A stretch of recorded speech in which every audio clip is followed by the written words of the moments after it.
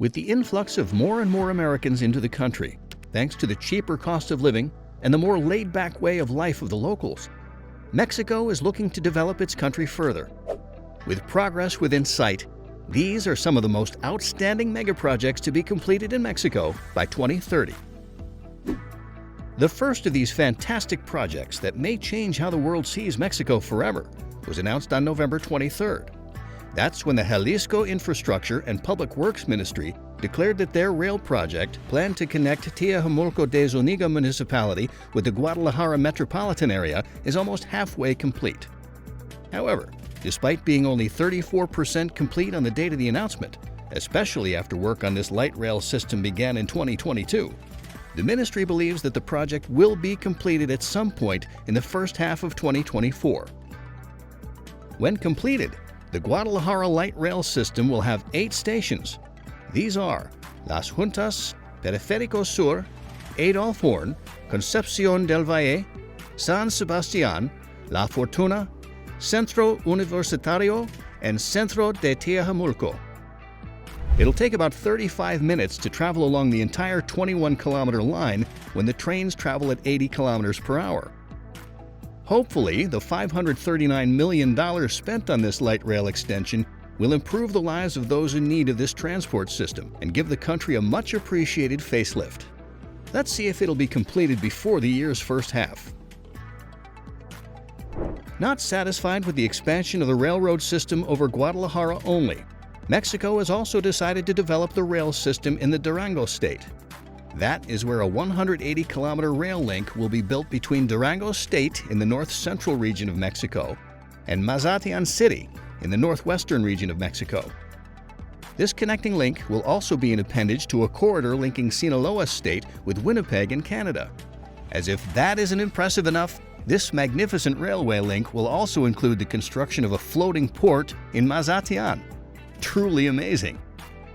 Back in September of 2023, the public may have been disappointed to learn that the plans to complete this impressive project may be suffering from a hiatus, because this was when Eduardo Rodriguez Galvez, the Durango-based president of the National Transformation Chamber Canacintra via Contrato Hoy, a news outlet in Mexico, announced that the project was currently in limbo.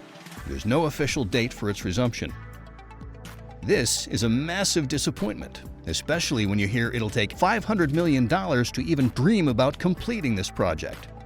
That said, Alfredo Herrera Deras, the Economic Development Minister of Durango, did announce that the project may commence in the fourth quarter of 2023.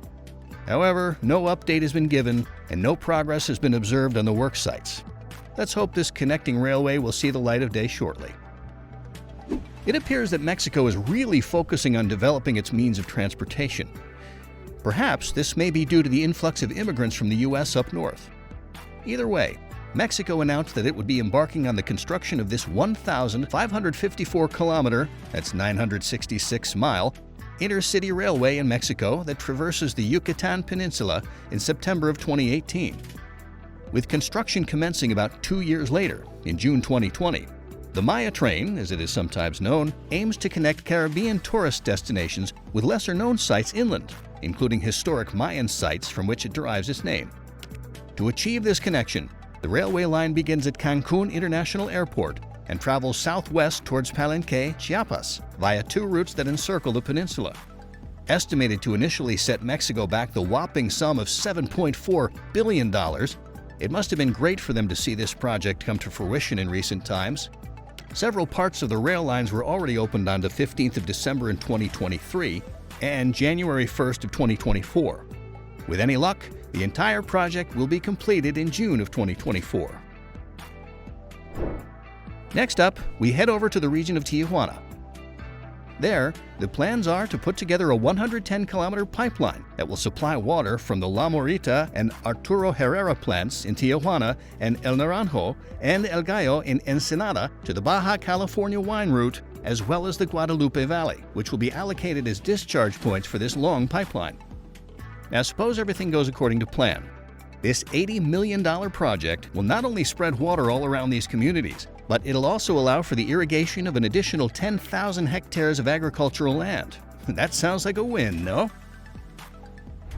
These communities will have to wait for a while because the construction of the 110-kilometer pipeline was initially announced in 2018 by the Baja California administration under Francisco Vega Lameredid's leadership.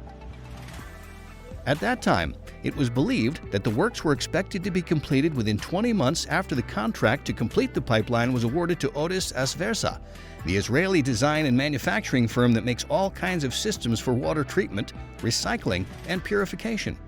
Having had a presence in Mexico, it must have been disappointing to find that the development of the works had been halted repeatedly due to the constant disagreements with wine farmers, due to the perceived overpriced nature of the water produced, as well as the social conflicts that seem to be taking place in the area. With any luck, they can proceed with their job to deliver their goods. Although progress seems to be slow, especially as the public hasn't received any updates from the local government or the Mexican Navy, it seems like those who operate the Progresso Port in Yucatan State are hoping to find the 4.2 billion pesos required to bring this massive project to life. That way, they can equip and build a new terminal in the port.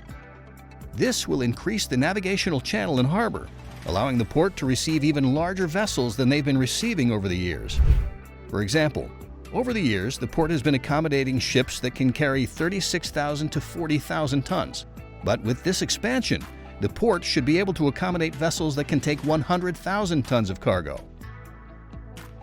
Recently, the local Mexican media noted the Mexican Congress's approved allocation of 3 billion pesos to the project.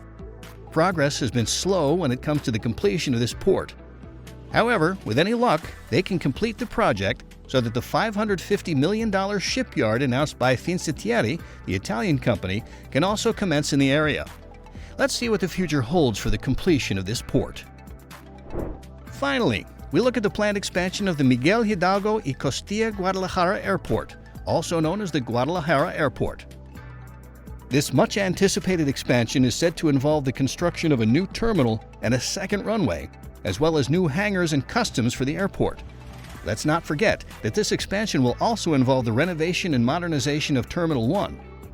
It looks like a ton of work for those involved in the job, and there's hope that a budget of about $742 million will be enough to cover these ambitious and progressive endeavors. Already, Barton Pablo Zazueta, the director of the Guadalajara Airport, has announced via El Economista that work on the second runway was scheduled to be completed by the end of January. If things go according to plan, the other aspects of this expansion will begin in the second quarter of the year, around March and April. We're pretty sure both the airport authorities and those who will travel through the airport's new and improved halls will be pleased to hear that if these expansions are completed, the airport's capacity will be improved and increased by 50%. The authorities are also most excited about the new and improved runway, which Zazueta was pleased to announce will measure something around 3,538 meters long and 45 meters wide.